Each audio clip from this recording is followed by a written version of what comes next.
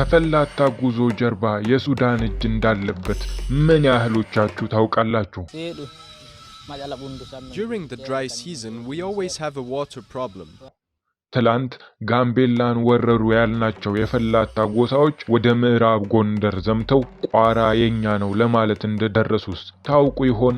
ከብቶቻችን ጣና ላይ ውሃ መጠጣት አለባቸው ብለው እንደሚያስቡስ ጎጃምም ሊገቡ ያስባሉ እያልከን ነው ትሉ ይሆናል።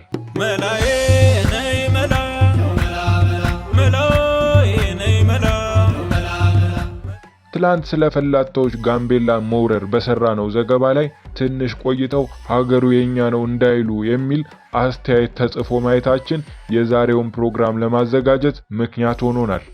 የፈላታን ሴት የደፈረ ወንድ ወይ ያለ ፍቃዷ አብሯት የተኛ ወንድ ብልቱ ዘላለሙን ቆሞ ይቀራል እንደሚባል ያውቃሉ? ይህ ስለ ፈላታ ጎሳ ከሚነገሩ ብዙ አፈ ታሪኮች መሃል አንዱ ነው። ዛሬ አራቱን የጎሳው ልዩ ባህሪያትና በአምስተኛነት ደግሞ በኢትዮጵያ ላይ የሚያደርሱትን ብዙዎች ያልተረዱት ከፍተኛ ኪሳራና አደጋ እንነግራቸዋለን። ከህገ ወጥ የመሳሪያ ዝውውር የዱር አራዊትን እስከ ማሳደድ ፈላታዎች በኢትዮጵያ ብዙ ችግር ይዘውባት መጥተዋል።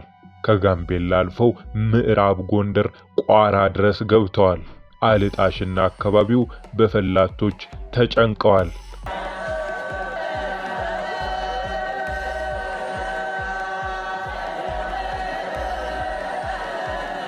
ውድ የአገልግል ቤተኞች፣ ይህ ሰሞኑን ጋምቤላን ስለወረሯት ፈላታዎች ያልሰሟቸው 5 ታሪኮች ናቸው። የፈላታና የፉላኒ ህዝቦች ታሪክ፣ ባህልና መንፈሳዊ ህይወት እጅግ አስገራሚና ብዙም የማይታወቁ ሚስጥሮችን የያዘ ነው። እነዚህ ህዝቦች ከአፍሪካ ሰፊ የግጦሽ መሬት ጋር ያላቸው ትስስር ልዩ ያደርጋቸዋል። እነሆ 5ቱ ልዩ ባህሪያት። The Fulani travel across West Africa all year round in search of the greenest pastures to feed their livestock. አንደኛ፣ በዓለማችን ትልቁ ዘላን ናቸው። ፈላታ በዓለም ላይ ትልቁ ዘላን ወይም ኖማዲክ ማህበረሰብ ናቸው። ከሴኔጋል እስከ ኢትዮጵያና ሱዳን ድረስ ተበትነው ይኖራሉ። በኢትዮጵያ በኩል በታሪክ ከሱዳን ጋር በሚዋሰኑት የምዕራብ ክፍሎች እንደ መተማና አካባቢው በብዛት ይገኛሉ ይባላል። ፈላታና ፉላኒ የአንድ ብሔረሰብ መጠሪያዎች ናቸው። በሱዳን በኩል ወደ ምስራቅ አፍሪካ የተሰደዱት ፈላታ ሲባሉ፣ በምዕራብ አፍሪካ ያሉት ደግሞ ፉላኒ ተብለው ይጠራሉ። እነዚህ ህዝቦች በራሳቸው ቋንቋ ፉልፉልዴ ሲግባቡ ራሳቸውን ፉልቤ ብለው ይጠራሉ። አንድ ሰው ሲሆን ደግሞ ፑሎ ይባላል። ፉላኒ የሚለው ስያሜ የመጣው ከሃውሳ ቋንቋ ሲሆን በብዛት በምዕራብ አፍሪካ በተለይም በናይጄሪያ፣ ኒጀር እና ጋና የታወቀ ነው። ፈላታ ደግሞ ከካኑሪ ቋንቋ የመጣ ሲሆን ፈላታ የሚለው ስያሜ ደግሞ በሱዳን፣ ቻድ እና በከፊል በኢትዮጵያ አዋሳኝ አካባቢዎች የሚገኙትን የዚህን ብሔረሰብ አባላት ለመጥራት ያገለግላል። ሁለተኛ፣ መንፈሳዊ ማንነት።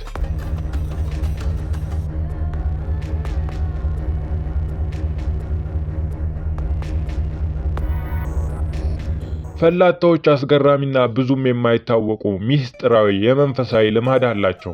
አብዛኞቹ ፉላኒዎች ሙስሊሞች ቢሆኑም በጥንታዊ ባህላቸው ከእንስሳትና ከተፈጥሮ ጋር ያላቸው መንፈሳዊ ግንኙነት ፑላኩ በሚባለው የሞራል ህግ ይመራል። ይህ ህግ ትዕግስትን፣ ራስን መግዛትንና ለከብቶች ልዩ ፍቅር ማሳየትን ያስተምራል። ከዱር አራዊት ጋር ያላቸው ግንኙነትም እንዲሁ የተለየ ነው። ፉላኒዎች ከብቶቻቸው ጋር በረሃ ለበረሃና ዱር ለዱር ሲጓዙ አራዊት አይነኳቸውም የሚል ጥልቅ እምነት አለ። ይህ የሆነው ከጥንት ጀምሮ አራዊትን የሚከላከሉባቸው ሚስጥራዊ ሂርዞች ወይም ቻርምስ መንፈሳዊ ጥበቦች አሏቸው ተብሎ ስለሚታመን ነው። ወጣቶቻቸው ለትዳር ብቁ መሆናቸውን ለማረጋገጥ በሚያደርጉት ውድድር ከፍተኛ ግርፋትን ያለምንም የህመም ስሜት ሳይጮሁና ሳይኮማተሩ በመቋቋም ብቃታቸውን ያሳያሉ። ይህም ከመንፈሳዊነታቸው ጋር የተያያዘ ነው ይባላቸዋል። ሶስተኛ፣ ስለ ሴቶቻቸውና ስለ ልጅ መውለድ። የፉላኒ ሴቶች በውበታቸውና በፀጉር አሰራራቸው የታወቁ ናቸው። በባህላቸው ሴቶች ልጆቻቸውን ሲወልዱ በተቻለ መጠን ድምጽ ሳያሰሙና ህመሙን በጸጥታ በመቋቋም መሆን አለበት ተብሎ ይታመናል። ይህ ፑላኩ ለሴቶችም የሚሰራ በመሆኑ ነው። ሚስጥራዊው የወሊድ ጥበብ። በጉዞ ላይ ያሉ ወሊድ ካጋጠሟቸው የሚጠቀሙባቸው የተፈጥሮ መድኃኒቶችና እናትየዋ በቶሎ እንድታገግም የሚያደርጉባቸው የቆዩ ባህላዊ ጥበቦች አሏቸው። የፉላኒ ማህበረሰብ ዘላንና ዱር ለዱር የሚጓዝ በመሆኑ ሴቶች በብቸኝነት በሚንቀሳቀሱበት ወቅት ማንም ደፍሮ እንዳይነካቸው እንደ መንፈሳዊ አጥር ወይም ማስፈራሪያነት ያገለግላል። አራዊት አይበላቸውም ወይም የደፈራቸው ሰው ክፉ መርገም ይደርስበታል የሚሉ እምነቶች ደፋሪዎች እንዲፈሯቸው ለማድረግ የሚነገሩ ናቸው። በፈላታ ወይም ፉላኒ ማህበረሰብ ዘንድ ሴቶች ከተደፈሩ አስገራሚ መዘዝ ይከተላል ተብሎ የሚታመነው ያስገዳጅ ደፋሪው ብልት እንደቆመ ይቀራል የሚል አባባል በማህበረሰቡ ዘንድ በስፋት የሚነገር ባህላዊ አፈታሪክ ወይም ሌጀንድ እንጂ በተጨባጭ በሳይንስ የተረጋገጠ እውነት ስለመሆኑ አይታወቅም። ፉላኒዎች ለክብር ትልቅ ቦታ ይሰጣሉ። ሴቶቻቸውን መንካት ማህበረሰቡን እንደ መንካት ስለሚቆጠር የዚህ አይነቱ አስፈሪ ወሬ የሴቶቹን ክብር ለመጠበቅ እንደ ጋሻ ያገለግላል። አራተኛ ጉዞና ባልና ሚስት። በረጅም ጉዞ ላይ ባልና ሚስት እንዴት ሳይለያዩ መቆየት ይችላሉ? የብዙዎች ጥያቄ ነው።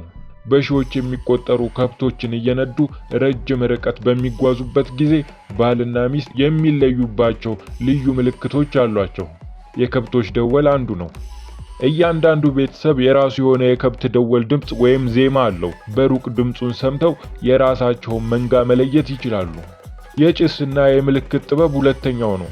በሰፊው ሜዳ ላይ ካምፕ ሲመሰርቱ በተወሰነ የጭስ አቅጣጫ ወይም በመንገዱ ላይ በሚያስቀምጧቸው የተወሰኑ ምልክቶች ቤተሰቡንና አቅጣጫውን በቀላሉ ለይተው መቀላቀል ይችላሉ። ፈላታና ያልጣሽ ፓርክ አደጋ። የጎንደር ዩኒቨርሲቲ መምህርና ተመራማሪ እንዲሁም ባልጣሽ ብሔራዊ ፓርክ ዙሪያ በርካታ ስራዎችን በመስራት የሚታወቁት ረዳት ፕሮፌሰር ገናናው ያልጣሽ ፓርክ ብሔራዊ ፈተናዎች ፈላታዎች ናቸው ይላሉ። አልጣሽ በምዕራብ ጎንደር ዞን ቋራ ወረዳ የሚገኝ ብሔራዊ ፓርክ ነው። ባልጣሽ ውስጥ በርካታ የውጭ ኃይሎች ለተለያየ ዓላማ የሚንቀሳቀሱ ሲሆን ፈላታ፣ መሳሊጥ፣ ሚናሚር፣ አሳውርታና ሩጣና በዋናነት ይጠቀሳሉ። በዚህ ጽሑፍ የተቃኙት ከምዕራብ አፍሪካ አገራት አንዷ ከሆነችው ናይጄሪያ እንደሚመጡ የሚነገርላቸው ፈላታዎችን ነው። በ1962 ዓ.ም እንደ ተራ ዘላን ከብት ይዘው የአካባቢው ሕዝብና በወቅቱ የነበረውን መንግስት ተለማምጠው የገቡት ፈላቶች ዛሬ ላይ ባለቤቶቹ ኢትዮጵያውያን ያላገኙትን መብት ተጎናጽፈዋል። እነዚህ ከብት አርቢዎች ተራ ከብት አርቢዎች ወይም ዘላኖች ብቻ አይደሉም። በእጅጉ የታጠቁ አልጣሽን አገራችን ነው እስከ ማለት የደረሱ ከፍተኛ ቁጥር ያለውን እንስሳት ማለትም ከ800,000 እስከ 1 ሚሊዮን የቀንድ ከብትና ቁጥሩ በውል የማይታወቅ በግና ፍየል ይዘው ከቦታ ቦታ የሚዘዋወሩ የዘራፊዎችና ኮንትሮባንዲስቶች ተባባሪዎች፣ የዓለም አቀፍ የመሳሪያ ዝውውር ውስጥ ዋነኛ ተዋናዮች እንዲሁም ኔትወርካቸው ከአልጣሽ ካርቱምና ሌሎች የሱዳን ከተሞች ከዚያም ከመተማ እስከ ጎንደር ብሎም አዲስ አበባ ድረስ የተዘረጋ ነው። ለ29 ዓመታት ያህል በእኛ በኢትዮጵያውያን የጸጥታ ኃይሎች በጥቅም ትስስር ሲታገዙ የነበሩና አሁንም ቢሆን አንዳንድ መስመር የሳቱ ለግል ጥቅም አገርን አሳልፈው የሚሰጡ አመራሮችና የጸጥታ ኃይሎች የሚታገዙ ጎሳዎች ናቸው። ስላመጣጣቸውና በአካባቢው እንዴት እንደሰፈሩ ሁለት መላምቶች አሉ። ሁለቱንም መላምቶች በጥናቴ ውስጥ ተካተው ለማየት ሞክሬያለሁ። አንደኛው በ1960ዎቹ በፊት ማለትም አብዛኛው ሀገራት በቅኝ ግዛት ስር ወድቀው ሳለ የዓለም አቀፍ ዘላኖች የሚል ስያሜ ተሰጥቷቸው በተለያዩ ሀገራት የነበሩና በኋላ በ1960ዎቹ በርካታ ሀገራት ከቅኝ ግዛት ሲላቀቁ በተፈጠረው የሀገራት ድንበር ተወስኖ የቀሩ ናቸው። በአልጣሽ በጋምቤላና የቤንሻንጉል ጉሙዝ ብሔራዊ ክልል አካባቢ የሚዘዋወሩት ደግሞ በዋናነት በኢትዮጵያና በሱዳን ድንበር አካባቢ ሲንቀሳቀሱ የነበሩና ያሉ ነገር ግን ለሱዳን ግብር የሚከፍሉ ናቸው። በሱዳን በኩል ያለው የመኖ ሳር መመናመን እንዲሁም በዲንደር ፓርክ በኩል ያለው ጥብቅ ቁጥጥርና የኛ ኢትዮጵያውያን ድንበራችንን በቅጡ ያለማወቅና ለህሊና ሳይሆን ለሆድ ማደራችን ፈላቶችን በኢትዮጵያ መኖ ለሱዳን ግብር እንዲከፍሉ አስቻላቸው። እየቆዩ ደግሞ አካባቢውን በደንብ ከመላመዳቸው የተነሳ ከአንዳንድ ጥቅም ፈላጊዎች ጋር በመወዳጀታቸው ምክንያት የልብ እየተሰማቸው መጣ። ሁለተኛው መላምት በእነሱ አረዳድ የአባይ ምንጭ የሆነውን ጣናን በአቸፈር አሊያም በአለፋና ጣቁሳ በኩል በመዝለቅ ከብቶቻቸውን ማጠጣት ነው። ይህንን ሲያደርጉ በዓለም ስመጥርና የገነነ ጎሳ እንሆናለን የሚል ጽኑ እምነት አላቸው። ፈላቶች አንድ ጎሳ ብቻ አይደሉም። በውስጣቸው በርካታ ንዑሳን ጎሳዎች አሏቸው። የአስተዳደር ስርዓታቸውም የገታ ስርዓት ይባላል። ገታ መሪው ጎሳ ሲሆን በስሩ አንድ ገታ ማለት በእኛ አንድ ቀበሌ እንደማለት ነው። በአልጣሽ አካባቢ የሚንቀሳቀሱ ፈላቶች በ8 ገታ ወይም ቀበሌ አስተዳደር የተደራጁ ናቸው። ቁጥራቸውም እስከ 2000 እንደሚጠጋ ከራሳቸው ያገኘነው መረጃ ያሳያል። በአልጣሽ አካባቢ ስለሚንቀሳቀሱ የፈላታ የገታ ስሞች ጥቂቶችን ለማንሳት ያህል እምበረሮ ገታ፣ ሐሰን ገታ፣ አደም ገታ፣ ሙሳ ገታ እና ቡባ ገታ በመባል ይጠራሉ። ፈላቶች በኢትዮጵያ የአፍሪካ ሀገራት ተሰራጭተው እንደሚገኙ የተለያዩ ጥናቶች የሚያሳዩ ሲሆን ናይጄሪያ ከፍተኛውን ቁጥር 15 ሚሊዮን እንዳላት ይነገራል። የአሁኑን የናይጄሪያ ፕሬዝዳንት ጨምሮ አብዛኞቹ የአፍሪካ ሀገራት መሪዎች ዘራቸው ከፈላታ እንደሚመዘዝ አንዳንድ ጥናታዊ ጽሑፎች ያመለክታሉ። ስለ ፈላታ ባጭሩ እነዚህ መረጃዎች ከሰጧችሁ ወደ ዋናው ጉዳይ እንግባ። ምን ጉዳት አስከተሉ ብለን መመልከቱ ለወደፊት ለሚወሰደው እርምጃ ይረዳል። እንደ እኔ አረዳድ ፈላቶች ተራ ዘላኖች ሳይሆኑ የአንድን ሉዓላዊ የሀገር ድንበር የደፈሩና ሀብቱን በግድ የሚጠቀሙ ናቸው። የሀገሪቱን ሉዓላዊነት ከመድፈር በተጨማሪ ፈላታዎች በአልጣሽና አካባቢው በርካታ ችግሮችን ፈጥረዋል። የአካባቢው ሰላም እንዲደፈርስ ከፍተኛውን ድርሻ ይወስዳሉ። መሳሪያ አዘዋዋሪ እንደመሆናቸው መጠን ከኮንትሮባንዲስቶችና ዘራፊዎች ጋር የጠበቀ ግንኙነት አላቸው። ከአካባቢው ማህበረሰብ ጋርም በተለያዩ ጊዜ በርካታ ደም አፋሳሽ ጦርነቶችን አካሂዷል። በ1984፣ 86፣ 1990፣ 91፣ 2004፣ 2006፣ 2008፣ 2009 እና 2012 ከአካባቢው ማህበረሰብ ጋር ደም አፋሳሽ ጦርነቶችን አካሂዷል። በእነዚህ ጦርነቶች በተለይም ከ1990 ዓ.ም ወዲህ ቋራ አካባቢ 9 ታዋቂ ግለሰቦች ሕይወታቸውን ሲገብሩ ከ100 በላይ ፈላታ ጎሳ አባላት እንደሞቱም ለማወቅ ተችሏል። በቋራ በኩል የሞቱ ሰዎች ስም ዝርዝራቸው ተመዝግቦ የተቀመጠ መሆኑን በዚህ አጋጣሚ ማስገንዘብ እወዳለሁ። ፈላታዎች ዘር አይለዩም። ከተጣሉ ኢትዮጵያዊ የሆነውን ሁሉ ይገጥማሉ። ለምሳሌ በ2008 ዓ.ም በቤንሻንጉል ጉሙዝ ክልል የአልጣሽ ደቡባዊ ክፍል በሚያዋስነው አካባቢ አይማ ወንዝ ዳርቻ በተደረገ ጦርነት 31 የአካባቢው ነዋሪዎች ሲሰዉ 60 የፈላታ ጎሳዎች ሞተዋል። ፈላታዎች ከአንዳንድ ኢትዮጵያውያን ጋር ወዳጅ ከአንዳንዶች ጋር ደግሞ ጠላት መሆናቸው በእነሱ ምክንያት የሚከሰተውን ግጭትና የጸጥታ ችግር ውስብስብ አድርጎታል። በፓርኩ ላይ የሚያደርሱትን ተጽዕኖ ስንመለከት ከፍተኛ ቁጥር ያለው እንስሳ ይዘው ሲንቀሳቀሱ የግጦሽ ጫና ከመፍጠሩም በተጨማሪ ለእንቅስቃሴ እንዲያመቻቸውና ራሳቸውን ለመጠበቅ ሲሉ ደኑን ያቃጥሉታል። የሚበሉ የዱር እንስሳትን ገለው ይመገባሉ።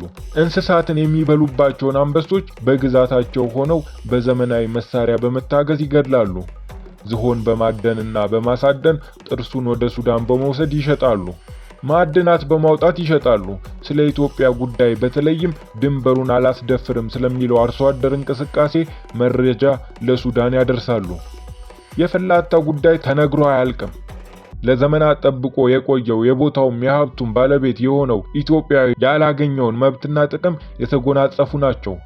በሞኞች ደጃፍ ዘልቀው ሞፈር የሚቆርጡ ማለት እነሱ ናቸው። እኛም በእኛዎቹ ገርጋሪነት በሀገራችንና በንብረታችን የበይ ተመልካች ሆነናል። በፈላታ ምክንያት በገዛ ሀገሩ የበይ ተመልካች እንዲሆን የተፈረደበት ማህበረሰብ ስለ አልጣሽ ብሔራዊ ፓርክ የጋለ ፍቅር እንዳልነበረ ሁሉ የባለቤትነት ስሜቱ ከመሸርሸሩም በተጨማሪ ከፍተኛ ቅራኔ እንዲኖረው ተደርጓል። ፈላቶች በእኛ መኖ ከፍተኛ ሀብት አከማችተዋል። በቀደሙ ዓመታት በሬን ለጭነት ይጠቀሙ ነበር። አሁን ግን እንቅስቃሴያቸው ሁሉ በሞተር በመታገዝ ፈጣን ሆኗል። የማብሰያ ቁሳቁስ፣ ጥጃና የደከመ እንስሳት በትራክተር ከቦታ ቦታ ያዘዋውራሉ። የፈላቶች ጉዳይ እጅግ ውስብስብ ከሚያደርገው ነገሮች አንዱ ለሱዳን መጠቀሚያ መሆናቸው ነው።